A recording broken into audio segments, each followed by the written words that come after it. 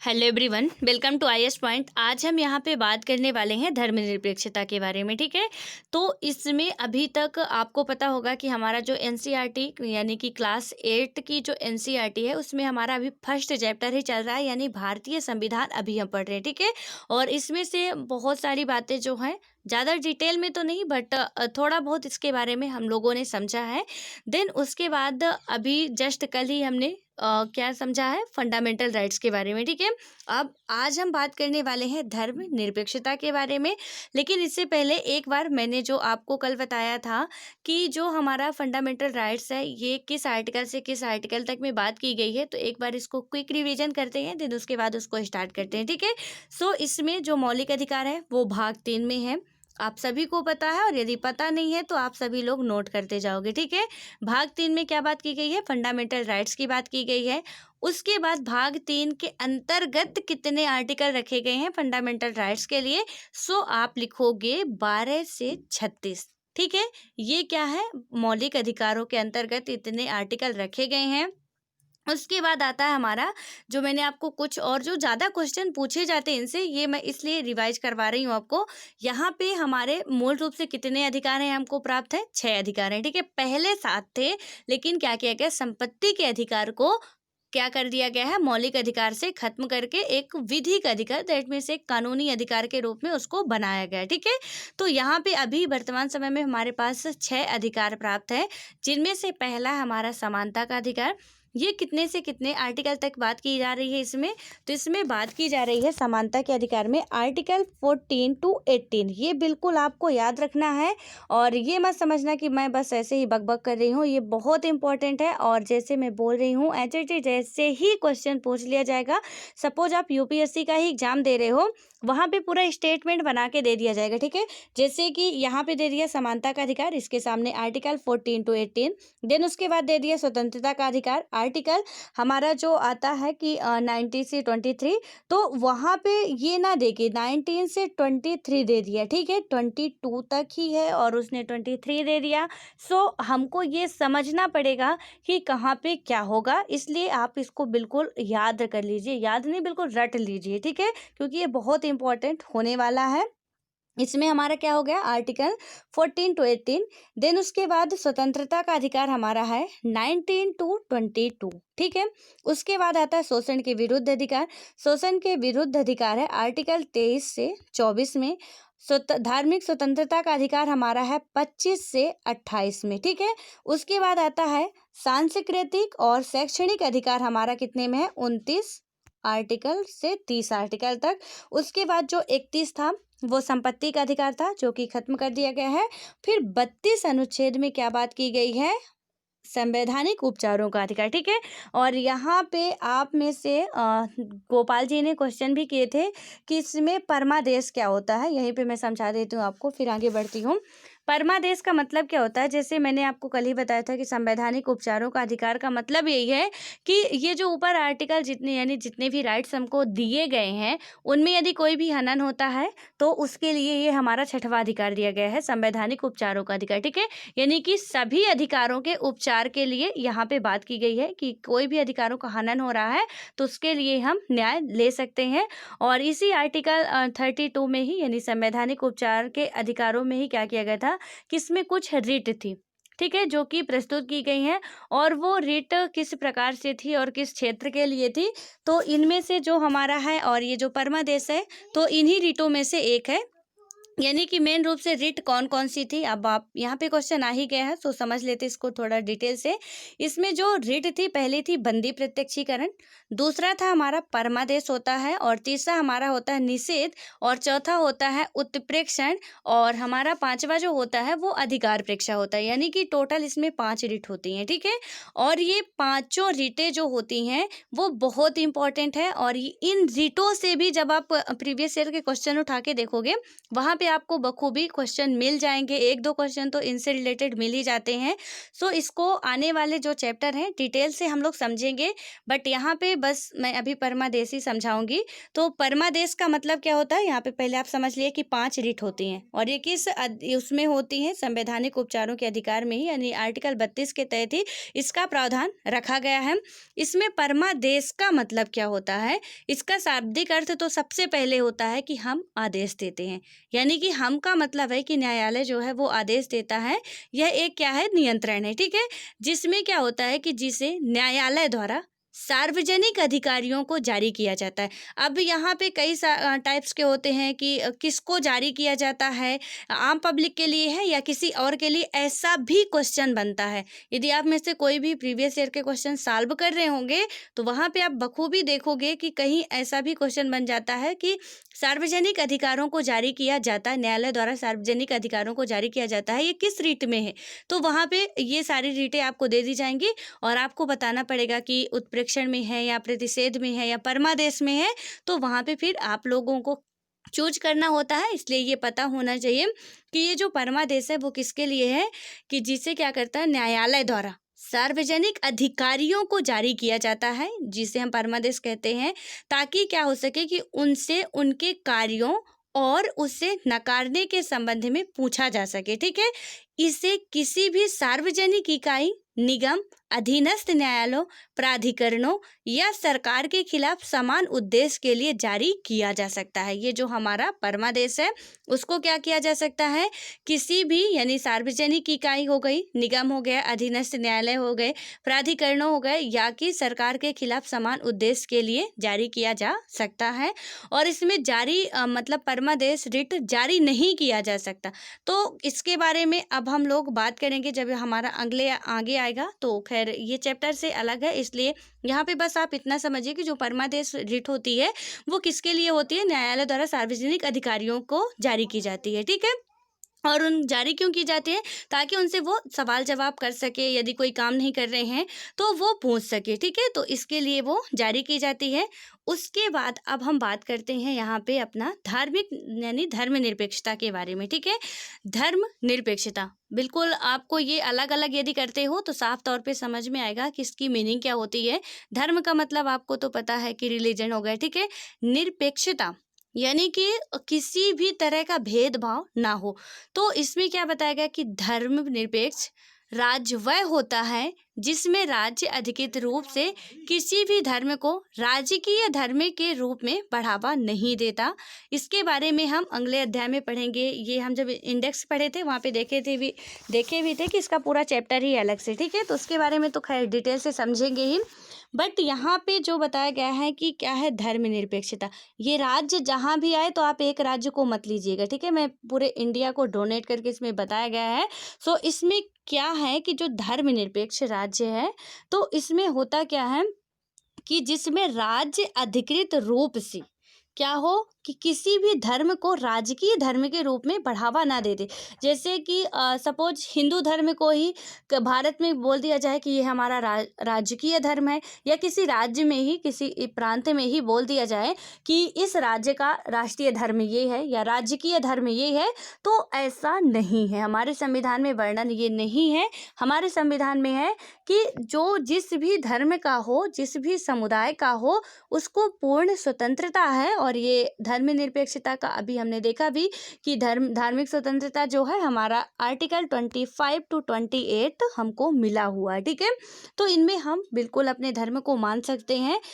अब आप इस बात को समझने लगे होंगे कि कभी कभी देश का इतिहास यह तय कर देता है कि देश का संविधान कैसा होगा, ठीक है। जो देश की हिस्ट्री होती है वही यह तय करती है कि देश का संविधान कैसा होगा। संविधान उन आदर्शों को तय करने में एक महत्वपूर्ण भूमिका निभाता है। यानी कि अब आप यहाँ पे एग्जाम्पल के लिए समझिए, जो ये कहना चाह रहा है कि जैसे हमारी जो हिस्ट्री थी, दैट मीन्स बात करें तो जो अंग्रेजों का शासन चल रहा था, राजाओं का शासन चल रहा था, उसके हिसाब से ही संविधान जो ज्ञाता थे उन्होंने सोचा कि यदि अभी ये कंडीशन है और इसी तरह का हम संविधान कुछ निर्माण करते हैं तो हमारी स्थिति सुधरने वाली नहीं है, ठीक है। इसलिए उन्होंने क्या किया, इतिहास से ही सीख के उन्होंने अपने संविधान को कुछ ऐसा बनाना चाहा जो कि इन फ्यूचर भी क्या कर सके, मतलब मार्गदर्शक के रूप में वो हमेशा काम करता रहे। और बिल्कुल सही है, उन्होंने जैसा बनाया, जैसा सोच के वो अभी भी काम कर रहा है, ठीक है। जब भी किसी को कोई समस्या होती है, चाहे हमारी व्यवस्थापिका को हो, विधायिका को हो, न्यायपालिका को, कार्यपालिका को, वो हमेशा संविधान का ही सहारा लेते हैं, ठीक है। और इसमें क्या होता है कि संविधान उन आदर्शों को तय करने में एक महत्वपूर्ण भूमिका निभाता है जिन्हें हम अपने देश और अपने प्रतिनिधियों के जरिए साकार करना चाहते हैं, ठीक है। इसमें आगे बात करें तो जिस तरह क्या होता है कि फुटबॉल के नियम बदलते ही खेल बदल जाता है, उसी तरह जिन देशों के संविधान में भारी बदलाव आ जाते हैं वहाँ देश का बुनियादी रूप भी बदल जाता है, ठीक है। यानी जैसे फुटबॉल का एग्जाम्पल स्टार्टिंग में ही हम लोगों ने देखा था कि यदि फुटबॉल का नेम से ही उसका पूरा मतलब चरितार्थ होता है कि उसको पैर से खेलने वाला ये खेल है, ठीक है। लेकिन उसको हम हाथ से खेलने लगे, सिर से खेलने लगे, तो इसमें क्या होगा, फुटबॉल का तो पूरा मीनिंग ही बदल जाएगा कि ये फुटबॉल ही है या नहीं है। इसी तरह है कि यदि किसी भी देश का, भारत का ही नहीं, किसी भी देश का यदि संविधान क्या होता है कि बदलता है, ठीक है, उसमें टाइम से यदि बदलाव होते रहते हैं और थोड़ा बहुत नहीं कि अपडेट हो रहा, पूरा बदलाव कर दिया जा रहा है, ठीक है। जैसे कि अभी यहाँ पे लोकतांत्रिक चल रहा है, उसके बाद राजतंत्र आ गया, उसके बाद और अगला सेनाओं का शासन आ गया। सो इसमें वो अपने अनुसार से संविधान बदलते रहे, तो उसमें जनता, वो तो बदलने वाले ठीक है, बदल दिए अपने अनुसार से, लेकिन रहने वाली वहाँ की जनता को जो समस्याएं सामना करना पड़ता है वो एक बेहद संकट का कारण बन सकता है, ठीक है। तो इसमें वही समझाया जा रहा है कि संविधान में भारी बदलाव आ जाते हैं, वहाँ देश का बुनियादी रूप भी क्या होता है, पूरा सब कुछ बदल ही जाता है। उसके बाद हम नेपाल में यह देख चुके हैं कि वहाँ लोकतांत्रिक समाज बनने की ज़रूरत के साथ ही एक नए संविधान की ज़रूरत भी पैदा हो गई है, ठीक है। यानी कि हम नेपाल में क्या कर चुके हैं, देख चुके हैं कि लोकतांत्रिक समाज बनने की ज़रूरत के साथ ही क्या हुआ कि एक नए संविधान की ज़रूरत भी पैदा हो गई है, क्योंकि वहाँ के जनता की मांग हो गई कि हमें लोकतांत्रिक शासन चाहिए। और जब लोकतांत्रिक शासन चाहिए तो जो राजतंत्र में चल रहा है वो तो इम्पॉसिबल है चलना, क्योंकि लोकतंत्र का मतलब कुछ और होता है और राजतंत्र का मतलब कुछ और होता है, ठीक है। तो इसलिए अब उनको क्या चाहिए, नया संविधान बनाने की भी ज़रूरत पड़ेगी, पूरा बुनियादी संरचना उसका इधर से उधर हो जाएगा, ठीक है। क्योंकि उसमें थोड़ा सा भी बदलाव आ रहा है तो फिर पूरा ही बदलाव करना पड़ेगा, पूरे सिस्टम में बदलाव लाना पड़ेगा, चाहे वो उनकी गवर्नमेंट के लिए हो, चाहे आम पब्लिक के लिए हो, सब में बदलाव लाना पड़ेगा। और यहाँ पे एक बात आप और समझिएगा कि जैसे हमने अभी पढ़ा, धर्मनिरपेक्षता पढ़ रहे हैं, ठीक है, इसमें कितने सारे एग्जाम्पल देके समझाया गया है। यानी कि एक जब हम आंसर राइटिंग करते हैं तो यहाँ से हमको ये भी समझ में आता है कि हम कैसे किस एग्जाम्पल को कहाँ पे इंक्लूड कर सकते हैं और एक व्यवहारिक रूप का आंसर बना सकते हैं, तैयार कर सकते हैं, ठीक है, ताकि एग्जामिनर को अच्छे खासे, मतलब कि जब वो पढ़े हमारी कॉपी तो समझ में आ जाए कि कितना अच्छा इन्होंने इंटरलिंक किया है। कि जैसे कि फुटबॉल का ही एग्जाम्पल दे दिया इसमें कि फुटबॉल के नियम के बदलते ही क्या होता है, खेल बदल जाता है। यहाँ पे हमने एक एग्जाम्पल ये ऐड कर दिया, उसके बाद दूसरा एग्जाम्पल आ गया कि क्या हुआ कि इसमें क्या बताया जा रहा है कि जिन देशों में भारी बदलाव आ जाते हैं वहाँ देश का बुनियादी रूप भी बदल जाता है, ठीक है। जैसे कि हमने नेपाल के संविधान में देखा कि वहाँ लोकतांत्रिक समाज बनने की ज़रूरत के साथ ही एक नए संविधान की भी ज़रूरत पैदा हो गई, ठीक है। यानी ये एक हमारा क्या बन गया, एक बहुत अच्छा खासा हमारा स्टेटमेंट तैयार हो गया। और कोई भी पढ़ेगा, जैसा एनसीईआरटी में लिखा हुआ है और हम ही पढ़ रहे हैं तो हमको अच्छे तरीके से समझ में आ गया, ठीक है, कि कैसे है। वैसे ही इसमें बताया जा रहा है, ज़रूरी नहीं कि आप यही एग्जाम्पल वहाँ पे ऐड करो। जो भी क्वेश्चन आ रहा है, बस मेरे कहने का मतलब ये है कि जो क्वेश्चन आ रहा है और उससे रिलेटेड जो भी करेंट टॉपिक हो, जो भी अपना हिस्ट्री का हो या जियोग्राफी का हो या इकोनॉमिक्स का हो, आपको पता हो, वहाँ पे आप एग्जाम्पल के तौर पे मेंशन करो, ठीक है, उसी टॉपिक पे। तो वो आंसर हमारे एक व्यवहारिक तरीके से हो जाएगा और बहुत अच्छा आंसर होगा और वहाँ पे नंबर भी प्लस होने के ज़्यादा चांसेस रहते हैं किसी एक अदर स्टूडेंट से जो कि डायरेक्ट लिख देते हैं, उनसे हमारा एक बोले तो प्लस पॉइंट रहता है, ठीक है। उसके बाद हम आते हैं यहाँ पे कि ऊपर हमने भारतीय संविधान के जिन आयामों का जिक्र किया वे कई बार काफ़ी जटिल दिखाई देते हैं और उन्हें समझने में मुश्किल भी महसूस होती है। लेकिन अभी आप इस बारे में ज़्यादा फिक्र ना करें। इस पुस्तक के बाकी अध्यायों में और भी अगली कक्षाओं में भारतीय संविधान के इन सभी पहलुओं के बारे में आप लगातार सीखते जाएंगे और ठोस रूप से उनका अर्थ जान पाएंगे। ठीक है, जैसा कि स्टार्टिंग में ही बताया गया था कि यहाँ पे सिर्फ अभी हम क्या कर रहे हैं, इसका बुनियादी ढांचा समझ रहे हैं। अभी तो भारतीय संविधान में मेन रूप से तो हम घुसे ही नहीं है। जैसे अभी आप देख रहे हो कि अभी तो हम सिर्फ पढ़े फंडामेंटल राइट्स। ठीक है, सिर्फ इतना हमको बताया गया ना कि हमको 6 अधिकार प्राप्त है। अभी उसके आगे का तो हम उसके अंदर ही नहीं घुसे, क्योंकि फंडामेंटल राइट्स है जो पॉलिटी में एम लक्ष्मीकांत जी के बुक में उसका अलग से पूरा चैप्टर ही दिया हुआ है और अच्छा खासा लंबा चौड़ा चैप्टर है। ठीक है, यानी कि उसमें से बहुत से क्वेश्चन आते हैं, उसके अंदर का भी बहुत कुछ पढ़ना है। यहाँ पे सिर्फ और सिर्फ ये धर्मनिरपेक्षता ही जो है, तो क्या धर्मनिरपेक्षता बस 2 स्टेटमेंट में ख़त्म हो गया है? बिल्कुल नहीं, यहाँ पे सिर्फ उसका बुनियादी ढांचा समझाया गया है। और अभी तो जब हम पूरी कक्षा 8 की एनसीईआरटी पढ़ के ख़त्म करेंगे तब आई होप कि समझ में आएगा कि भारत में संविधान की ज़रूरत क्यों थी, ये सारे अधिकार क्यों लाए गए। क्योंकि अभी थोड़ा समझ में आया कि संविधान की ज़रूरत क्यों थी। बस इतना समझ में आया कि देश को सुचारू रूप से चलाने के लिए यदि सही व्यवस्था करना है तो एक लिखित दस्तावेज होना चाहिए। लेकिन अभी पूरी राम कथा तो बाकी ही है। ठीक है, और वो जब हम अपना ये पूरा इस जो पढ़ रहे हैं उसको जब आगे पढ़ते जाएंगे तो समझते जाएंगे कि कैसे कैसे संविधान के अंदर अब गोता लगाने वाले हैं हम लोग। तो आप लोग भी अपना धैर्य बनाए रखिएगा, क्योंकि अब बहुत मज़ा आने वाला है। ठीक है, पढ़ने में। और हो सकता है कि कभी कभी थोड़ा बोरिंग भी हो जाए, इसलिए बिल्कुल ये नहीं होना है कि हमेशा क्लास इंजॉय वाली ही हो। ठीक है, क्योंकि कभी कभी इंजॉय ज़रूरी होता है, लेकिन कभी कभी वो मिल नहीं पाता है। तो यहाँ पे पॉलिटी में भी कुछ ऐसा ही होने वाला है। बट मैं पूरी कोशिश करूँगी कि आपको अच्छे तरीके से समझाऊँ, और आपको समझना अब थोड़ा दिमाग खोल के रखना है, समझने की यहाँ पे बहुत ज़्यादा ज़रूरत है। ठीक है, क्योंकि जितने भी पॉइंट हैं आप यहाँ पे देखते हो, यदि पॉलिटी पढ़ कोई भी सब्जेक्ट पढ़ रहे हो आप, तो वहाँ पे आप लोग यदि क्या करते हो कि किसी भी सब्जेक्ट को, जैसे आप मेडिएवल हिस्ट्री नहीं यानी एंशिएंट हिस्ट्री पढ़ रहे हो, ठीक है, प्राचीन इतिहास पढ़े आप, उसके बाद प्राचीन इतिहास से डायरेक्ट लिंक है हमारा मेडिएवल हिस्ट्री का। ठीक है, उसके तुरंत बाद हमारा आता है मॉडर्न हिस्ट्री। उसकी हम लोग बोलते हैं डेट जो होती है वो सन याद नहीं होते हैं, लेकिन यदि हम एक सीक्वेंस से पढ़ें ना तो उसके सन बिल्कुल एग्जैक्ट एक के बाद एक हैं, एक के बाद एक हैं, और वो अच्छी तरीके से हमको लर्न भी हो जाते हैं। ठीक है, बस समझ के पढ़ें तो।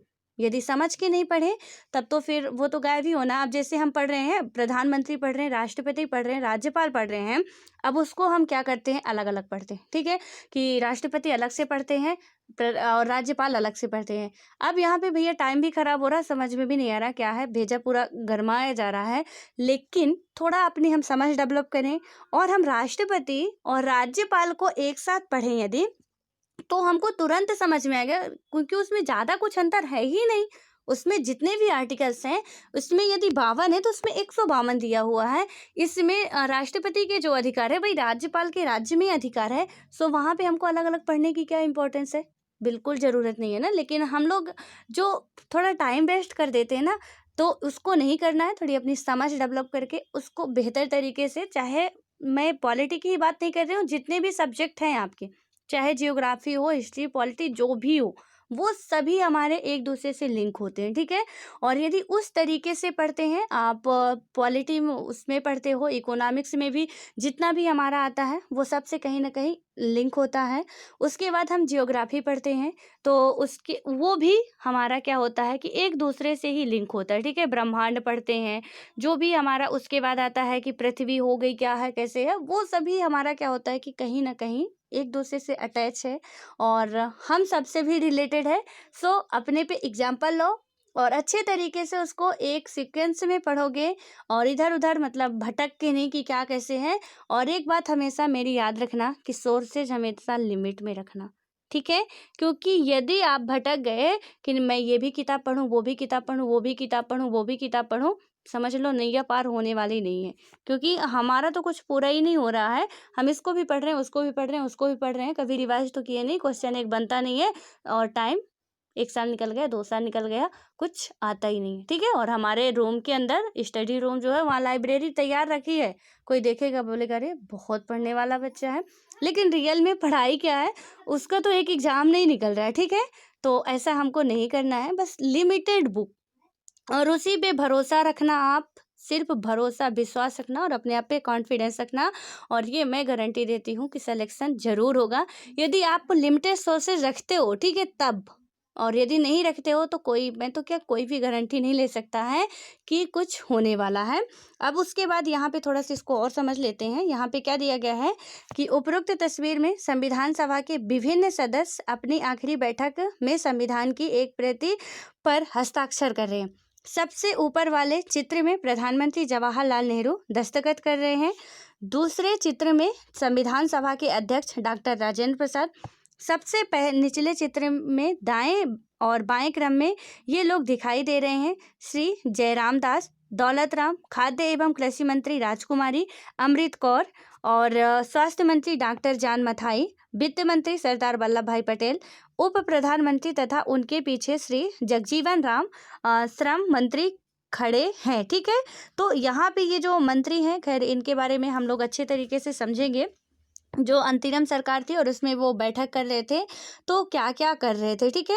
तो यहाँ पे सबसे पहले तो नेहरू जी कर रहे हैं, उसके बाद ये कौर जी कर रही हैं, उसके बाद यहाँ पे ये सभी लोग क्या कर रहे हैं, दस्तखत कर रहे हैं। और यहाँ पे 389 मेंबर थे संविधान सभा में, लेकिन क्या हुआ था 389 मेंबर उसमें हस्ताक्षर नहीं किए थे, ठीक है। तो ये भी अभी क्वेश्चन हम लोग मतलब ये टॉपिक पढ़ेंगे और अच्छे तरीके से समझेंगे, सो परेशान नहीं होना है। एक एक चैप्टर को, एक एक टॉपिक को नहीं छोड़ने वाले हम, वो चाहे जहाँ का भी टॉपिक हो उसको, हर एक टॉपिक को कवर करेंगे। तो आप लोग बस पढ़ते रहिए अच्छे तरीके से मन लगा के और रिवीजन करते रहिए, और बस ये टेंशन नहीं लेना है कि कोई भी हमारा क्वेश्चन छूटेगा, वो मेरी रिस्पॉन्सिबिलिटी है और मेरे साथ साथ आपकी भी है कि जितना मैं बता रही हूँ उसको पढ़ते जाना है, ठीक है। तभी मेरी रिस्पॉन्सिबिलिटी जो है वो सही मायने में चरितार्थ हो पाएगी, अदरवाइज मैं क्या करूँगी, घोट के तो पिला नहीं सकती हूँ। इसलिए आप लोगों को रिवाइज करना है, वो आपका काम है, और आई होप कि आप सभी लोग कर भी रहे होंगे, ठीक है। सो अब मिलते हैं नेक्स्ट वीडियो में, और कल आएगा हमारा क्वेश्चन का वीडियो, क्योंकि आज हमारा ये जो पहला चैप्टर है वो खत्म हो चुका है, और जो 7th क्लास की एनसीईआरटी खत्म हुई है उससे रिलेटेड जो क्वेश्चन है उनके लिए कल वीडियो आएगा। तो उसके लिए भी आप लोगों को तैयार रहना है और ईमानदारी से क्वेश्चन सॉल्व करने हैं, ठीक है। मैं आंसर बताऊंगी, लेकिन आप लोग ज़रूर कमेंट बॉक्स में बताना कि आपके कितने राइट आंसर हो रहे हैं। सो मिलते हैं नेक्स्ट वीडियो में, तब तक के लिए बाय बाय। और हाँ, एक इम्पॉर्टेंट बात और है, कल मैंने पूछा था कि मौलिक अधिकार किस देश के संविधान से लिया गया था। तो मौलिक अधिकार जो है हमारा फंडामेंटल राइट्स है, वो अमेरिका से लिया गया था, ठीक है। तो जो भी क्वेश्चन पूछे जाते हैं वहाँ पे आप लोग आंसर देने की जरूर कोशिश किया करो, ज़्यादा वैसे भी नहीं पूछे जाते, कभी कभार पूछे जाते हैं, तो उसका तो आंसर दे ही सकते हो आप लोग, ठीक है।